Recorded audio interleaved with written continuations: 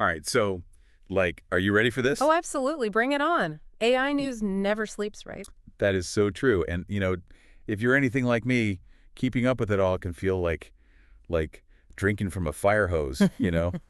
But I'm really excited about the stuff we've got lined up to go over today. It's from all over the AI world, from groundbreaking stuff in how good the models are getting to totally new things people are doing with AI in all sorts of fields. Yeah, the variety and the pace of innovation right now are really mind-blowing. It's like hard to even wrap your head around sometimes. I know. So today we're doing a deep dive into all of it. We'll break down the big news, make sense of what it means, and hopefully have some fun along the way. What do you think? Sounds like a plan. Let's do it. Okay, first off, Google just dropped some seriously impressive upgrades to their Gemini model. This is Gemini 2.5. Right. And the thing that really grabs you right off the bat is how much better it is at reasoning. Like, it can tackle really complicated problems in areas like coding and, math and science stuff way better than before. Yeah, it's getting smarter for sure. Yeah. And there's this experimental pro version that's apparently setting new records. Oh, yeah, that pro version is a real beast. It's pushing the boundaries of what we thought these models could do. But here's what really got me thinking. The context window, right? We're Hmm. talking a million tokens it can handle right now. And they say they're going to double that to 2 million soon.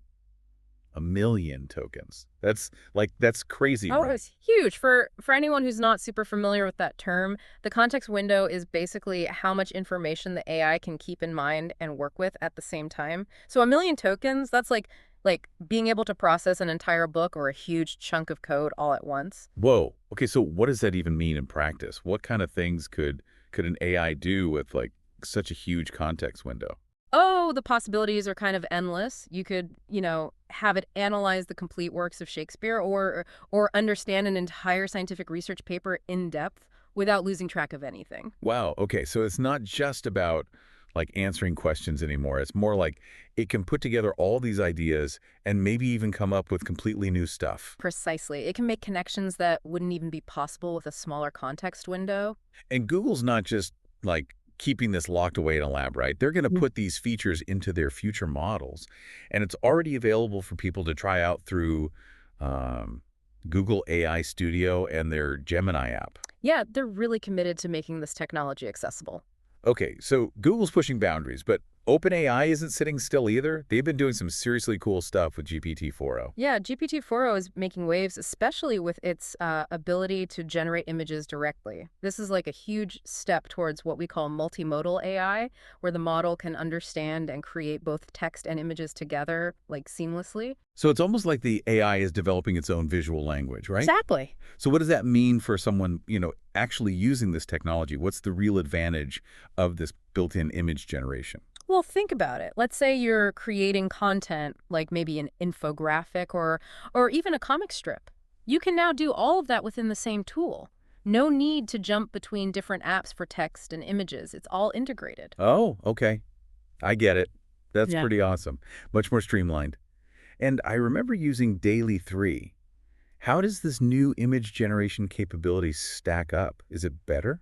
Well, according to Sam Altman, OpenAI's CEO, he claims that these advancements are even better than Daily 3, both in terms of like the accuracy of the images and the detail they have. Oh, wow. Okay, so that's a pretty big deal. And is this something everyone can use right now, or is it still limited? Right now, it's available to pro users, but they've said they're planning to roll it out more widely. Okay, so more people will be able to get their hands on it soon. All right, now let's switch gears a bit and talk about, robots. Figure AI has this new humanoid robot they're calling Figure O2. And get this, it's learning to walk like a human through reinforcement learning. Yeah, this is some really interesting stuff.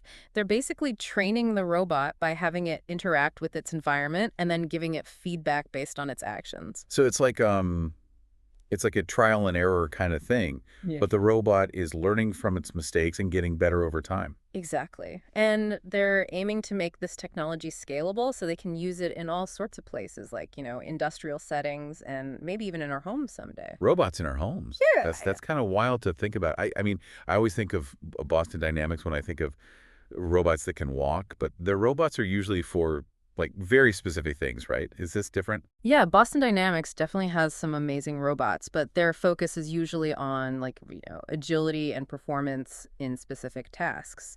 What's interesting about Figure AI is that they seem to be aiming for robots that are more adaptable and can work in a wider range of environments, particularly around humans. So, okay, yeah. So robots that can like navigate our homes and workplaces more easily. Interesting. Now let's dig into some of the behind the scenes stuff that's making all this AI possible. Cloudflare, the company that's, all about making the internet faster and safer. Well, they're doing some cool things with AI protocols. Yeah, they've been working on enhancing their model context protocol, which they call MCP. Hmm. And they're adding these remote MCP servers to make it even better. Think of it like the HTTP for AI. HTTP for AI, huh? What does that even mean? Okay, so just like HTTP made it possible for everyone to communicate on the web in a standardized way, MCP is trying to do the same thing for AI. It's all about creating a standard way for AI applications to connect with different AI models. Okay, so it's kind of like a universal language for AI. Exactly. So how does this help, like AI app developers? It simplifies things a lot. Developers can just focus on building their apps and features without worrying too much about the specific details of how to communicate with each AI model they're using. So it takes care of all the complicated stuff in the background. Exactly. And this is huge for making AI more accessible to more developers, which means we'll see even more innovation in AI apps. That's really cool.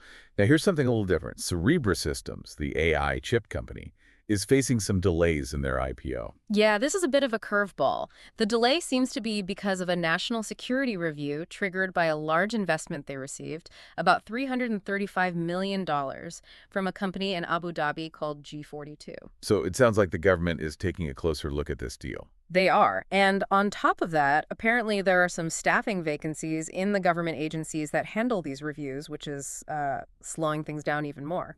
This is really interesting because it shows that, even though AI is progressing super fast, there are still real-world things like, government regulations and international relations that can impact how it all plays out. Absolutely. AI development doesn't exist in a vacuum. It's very much intertwined with these larger geopolitical and economic forces. Right. Okay, now let's talk about how people are actually using these powerful AI tools. Pokora, the question and answer platform, has launched some new subscription plans for their chatbot app. Yep, they've got a $5 a month plan and a more heavy-duty plan for $250 a month. These subscriptions give you access to a bunch of different AI models, including GPT-4o, which we just talked about, Yeah. and another one called Claude 3.7 Sonnet. So more options for people who want to really get into AI. Right. Do you have to pay to use the Pokora app now, or is there still a free version? There's still a free version with limited features, but the paid plans give you more access. Okay, that makes sense. More options for everyone. All right, now this one is super cool. Earth AI is using AI to discover minerals. Yeah, this is a really innovative application. They've developed AI algorithms that analyze all kinds of geological data to find places where valuable minerals might be located. So they're basically using AI to, like, predict where to dig. Pretty much. And they're specifically looking for critical minerals like copper, cobalt, and gold. The stuff we need for all those high-tech gadgets and renewable energy technologies. Wow, that's amazing. They're using AI to find the resources of the future. Exactly. And they're not stopping there. They've even created their own drilling equipment to go and check out the places the AI identified. So they're combining AI with, like, real-world action. Yeah, it's a really comprehensive approach, and it could have a huge impact on the mining industry, speeding up the process of finding these essential minerals. Okay, let's talk about something that many of us use every day, Microsoft 365. They're adding some serious AI firepower to their Copilot feature. Yep, they're making Copilot even smarter with two new tools called Researcher and Analyst. These tools are all about giving you better insights and making it easier to process data. Okay, break it down for me. What exactly can these new tools do? So, Researcher can pull in information from all over the web as well as your company's internal data to help you research topics and find important information. Then, Analyst can help you dig deeper into that data, like even run Python scripts right within Microsoft 365. So if you're someone who works with data a lot, or if you need to do research for your job, these tools could be a total game changer. For sure, it's like having a research assistant and a data analyst built right into your productivity suite. Nice. All right, let's talk cars. BMW and Alibaba are teaming up to put some serious AI in their vehicles. This is an interesting one. They're planning to use Alibaba's Can large language model in BMW's new line of vehicles, the new class in China. The idea is to create these super smart digital assistants for drivers and passengers. So we're talking about having like AI-powered companions in our cars. That's pretty futuristic. What can these AI assistants actually do? Well, there are a couple of examples they've mentioned. One is called Car Genius, and the other is Travel Companion. They'll be able to do things like help you navigate, find stuff to listen to, and maybe even make suggestions for your trip based on your preferences. So it's not just about getting from point A to point B anymore. It's about making the whole driving experience more personalized and, well, fun. Exactly. All right, let's shift gears again and talk about, business.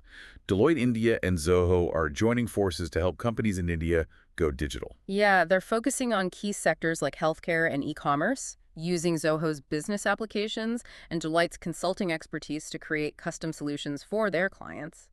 So it's like they're bringing together the best of both worlds, Hmm. technology and like real-world business knowledge. Exactly. Okay, now for something completely different. NVIDIA, the graphics card company, has a new project called G-Assist, and it's all about making gaming better with AI. This is a really cool idea.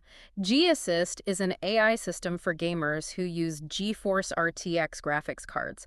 It can help you optimize your game settings and even improve your system performance. So you can like tell the AI what you want, and it will like adjust your settings to give you the best possible experience. Yeah, pretty much. You can use voice commands or text.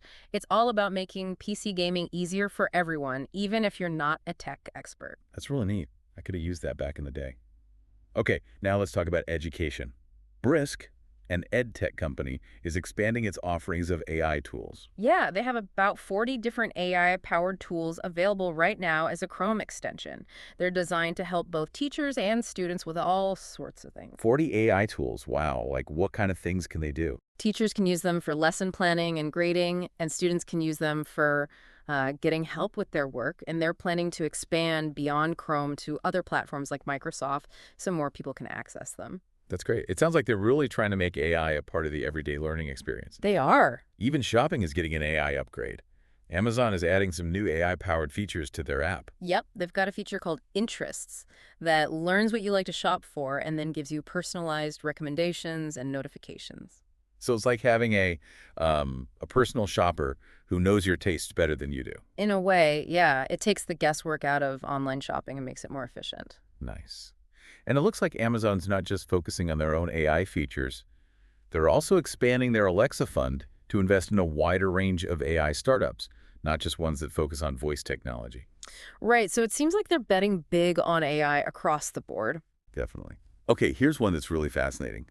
Crisp, a company that specializes in communication technology, has a new feature that can convert Indian English to U.S. English in real time. Yeah, and the amazing thing is that it preserves the speaker's voice, so it doesn't sound like, a robotic voice or anything. So you can understand someone with a different accent without losing the personality of their voice. That's pretty amazing. It is. It could really help to break down communication barriers between people with different accents. Absolutely.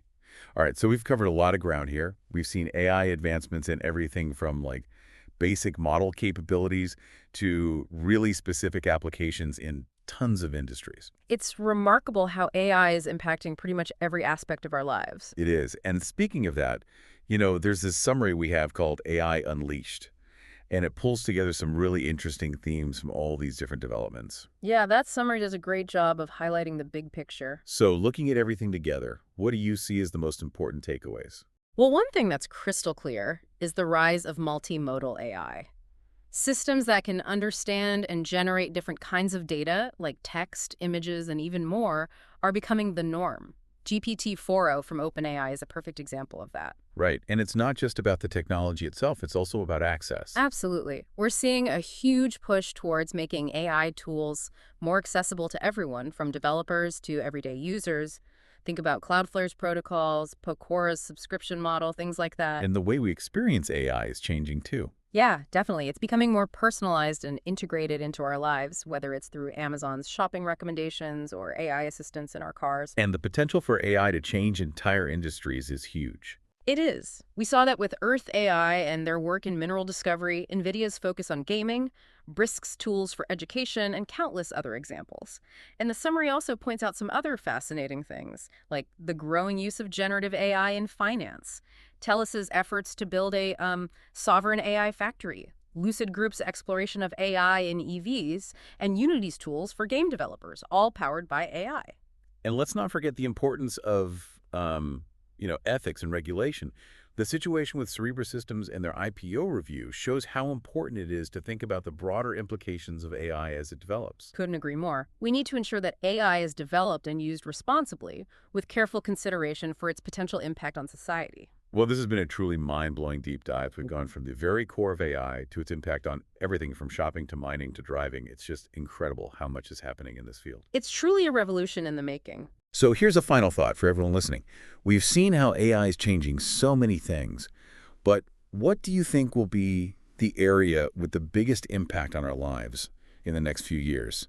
And what questions does that raise for you? Thanks for joining us for this incredible journey into the world of AI. It's been a pleasure. And to our listeners, stay curious because the future of AI is just getting started.